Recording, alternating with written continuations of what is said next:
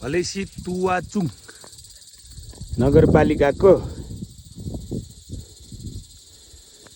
दिक्तेल जाने बाटोमा चाइनाको great wall जस्तै ग्रेट वाल निर्माण हुँदै रहेछ। यो बनाउँदै रहेछन्। अब यो कहाँसम्म छ चाहिँ थाहा छैन। अब हामी यताति मलाई जान सकिनँ मैले। म योभन्दा माथि यता चाहिँ गएर यो तपाईँहरूलाई देखाउँछु। ल्याउने बाटो तलबाट यो के ठाउँ हो खोटाङको यो चाहिँ ग्रेट वाल बनाएको रे चाइनाको जस्तो। हलेसी तुवाचुङ नगरपालिकाले बनाएको ग्रेट वाल बनाउनु चाहिँ ठुलै बनाइरहेका रहेछन्। तर सम्पन्न भएको रहेछ। योभन्दा तलले फेरि साँच्चैकै भिरै रहेछ होइन। यो चाहिँ के हो त्यहाँ कसको मूर्ति बनाइरहेछन् त्यो मूर्ति हेरिन अहिले फर्किँदा हेरौँला।